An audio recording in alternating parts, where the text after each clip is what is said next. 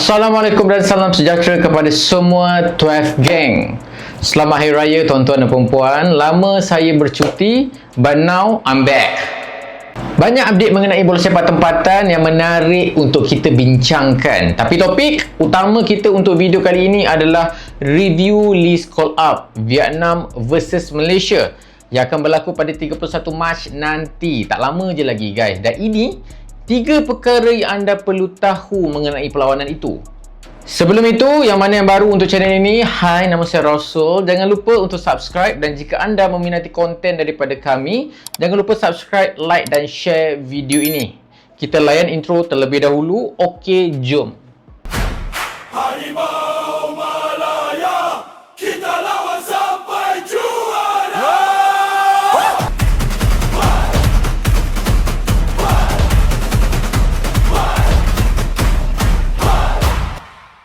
Seperti mana yang kita semua sudah sedia maklum, harapan kita untuk ke Piala Asia 2027 memang dah tak ada guys, sudah terkubur selepas menerima hukuman daripada FIFA dan AFC, yang mana kemenangan Harimau Malaya menentang Nepal dan Vietnam telah dibatalkan sekaligus berlakunya penolakan mata. Oleh itu, perlawanan terakhir menentang Vietnam ini berbeza objektifnya. Bagi aku sendiri, pendapat akulah, perlawanan ini adalah perlawanan untuk mempertahankan maruah kita. Selain itu, untuk menjaga imej kita, imej Harimau Malaya serta imej pemain tulen Harimau Malaya. Pasukan Vietnam mungkin menurunkan pemain terbaik mereka untuk menebus malu yang diorang dapat selepas apa yang terjadi pada perlawanan menentang Harimau Malaya sebelum ini. Tapi kalau Vietnam tak turunkan diorang punya best line up pun sebenarnya kita boleh faham, sebab kalau ikut secara logiknya diorang dah layak. Tapi kalau misalnya itu berlaku, Harimau Malaya ada advantage. Okey, jom kita semak sedikit senarai pemain yang dipanggil Peter Klimowski untuk perlawanan menentang Vietnam ini. Ini adalah list call up yang aku rasa semua pun dah tengok sebenarnya. Tapi aku minta maaf terlebih dahulu sebab tak dapat nak sediakan konten awal untuk korang, memandangkan list ni keluar betul-betul masa nak raya tuan-tuan.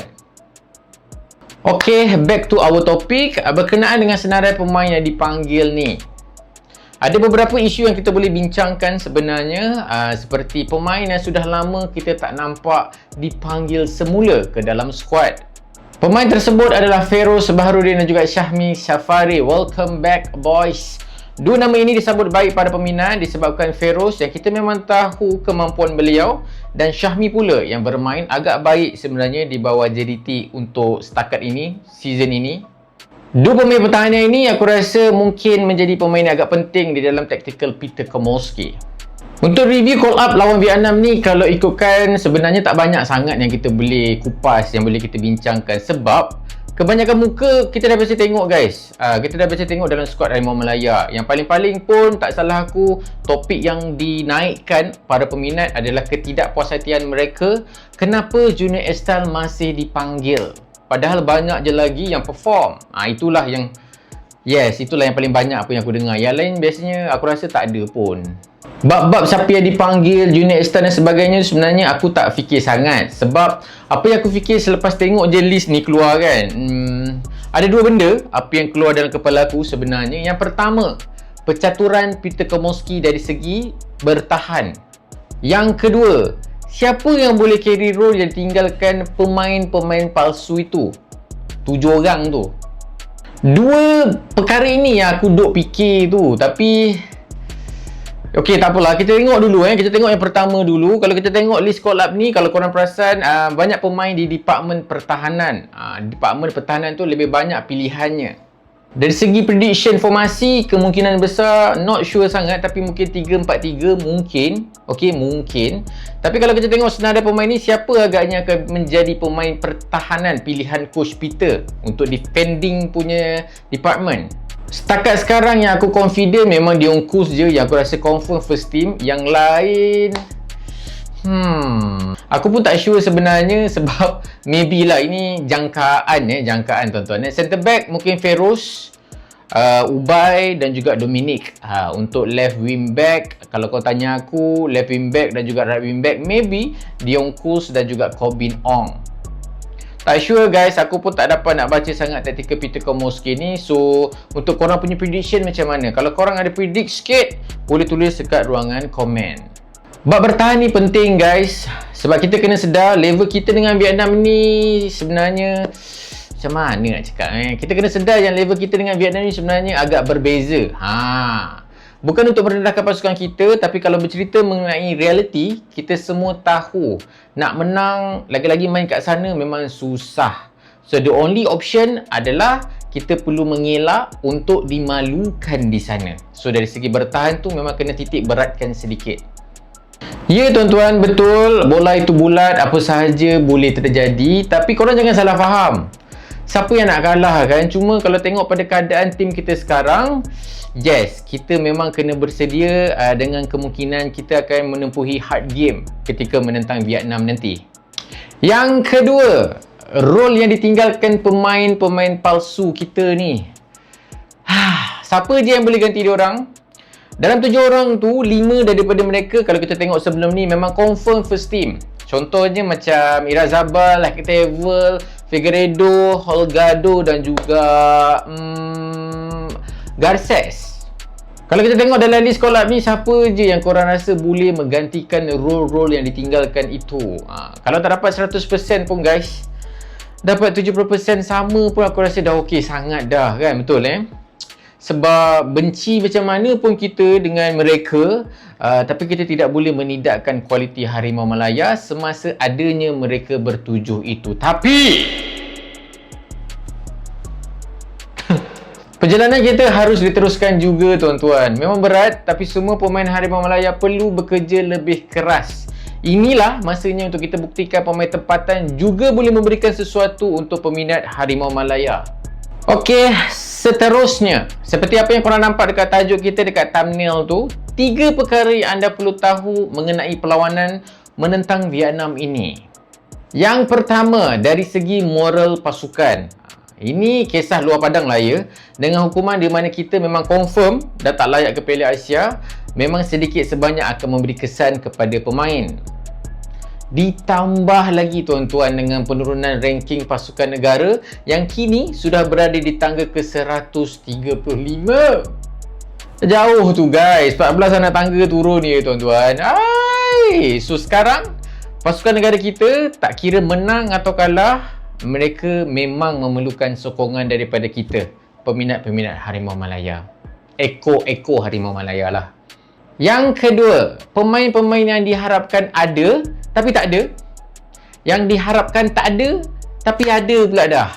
Macam mana tu guys? Okey, sini aku ceritakan Pemain yang diharapkan ada macam Bergson, Giancarlo, Hidalgo, Nacho Mendes dan juga even Jody Mintah lah. Semuanya tak ada dalam senarai panggilan. Semuanya ada reason masing-masing, seperti yang dimaklumkan Coach Peter Komorowski, yang mana setahu saya tuan-tuan yang Hidalgo dan juga Jody Mintah ni okey lagi sebab ini kita memang boleh maafkan lah, kita boleh terima sebab apa, yang Hidalgo tu 4 April nanti baru cukup tempoh matang 5 tahun tu. So tak apa, memang tak sempat kalau kita nak tunggu pun sebab game 31. Tapi untuk kes Jody Mintah, itu pun sebenarnya okey lagi sebab walaupun nama dia tak ada dalam senarai pemain, tapi untuk pengetahuan korang, nama dia dah ada di dalam waiting list. Cuma malang sekali dia dikabarkan not fully fit. So agak frust. Tapi yang lagi frust tu, 3 orang ni tuan-tuan Bergson, Giancarlo dan juga Nacho Mendes. Oh my god, ke mana diorang? Beraya ke? Pergi beraya ke? Memetik jawapan daripada Peter Komorowski yang mengatakan untuk Bergson dan juga Giancarlo, nama mereka memang tak sempat didaftarkan untuk perlawanan ini dan mungkin diorang akan join Harimau Malaya untuk next campaign. Manakala untuk Nacho pula terkait dengan situasi injured. Cedera tuan-tuan. Korang frust? Sama. Aku pun frust guys. Sebab apa? Kita tahu dan kita yakin sebenarnya kalau adanya pemain-pemain ini, mereka boleh menjadi bantuan yang sangat-sangat diperlukan pasukan negara kita. Lagi-lagi buat masa sekarang ni tuan-tuan Tapi malang sekali mereka tiada tuan-tuan. Yang lagi tak okey tu, bila kita tahu pasukan Vietnam memanggil tonggak pertahanan mereka, Duan Va Hau, yang sudah sekian lama tak ada dalam squad sebab injured. dia dah kembali tuan-tuan Dia ni boleh ada pula tau. Wai. Yang ketiga, dari sudut persediaan sebelum hari perlawanan. Untuk kem Harimau Malaya, selain daripada training camp, pasukan negara kita dikabarkan akan mengadakan satu perlawanan tertutup menentang Thailand. Yang ini sebenarnya semasa video ini direkodkan, semasa video ni aku sedang buat, dia masih dalam fasa kabar angin, tak sahih lagi. Ada yang cakap jadi, ada yang cakap tak jadi. Plus perlawanan persahabatan itu secara tertutup. So untuk info ataupun kepastian yang lanjut, aku tak apa nak bagi korang lah. Manakala untuk kem Vietnam pula, yang ni confirm. Memang ada international friendly match yang mana mereka dijadualkan akan bertemu Bangladesh. So kat sini kita tahu dari sudut preparation kedua-dua pasukan, walaupun pasukan ini mungkin untuk mencukupkan quorum je, nak cukupkan game je, tapi dari segi persediaan Vietnam nampak betul-betul prepare tuan-tuan. Seram sikit tu. Okay. So itulah dia kawan-kawan sekalian, serba sedikit mengenai perlawanan Harimau Malaya menentang Vietnam yang akan berlangsung pada 31 hari bulan nanti. 31 hari bulan nanti ya tuan-tuan. Jangan lupa, jangan terlepas ya. By the way, apa komen korang tentang list squad lab ni? Apa pendapat korang? Okey ke tak okey? Sila nyatakan di ruangan komen. Share dengan saya apa pendapat korang. Okey, buat masa sekarang, keadaan bola sepak pasukan negara kita dari luar padang memang dalam keadaan yang kurang baik sejujurnya kalau kita tahu dan kita tengok betul-betul lah Macam-macam yang kita baca recently, hukuman dah satu hal lagi, kita bergaduh sesama sendiri satu hal lagi. Okey, tak apalah, itu sahaja dari aku. Nak sembang banyak pun apa lagi yang aku boleh share dengan korang berita bola sepak tempatan yang lain yang aku boleh share. Okay, bulan 4 ni guys, jangan lupa Piala Malaysia.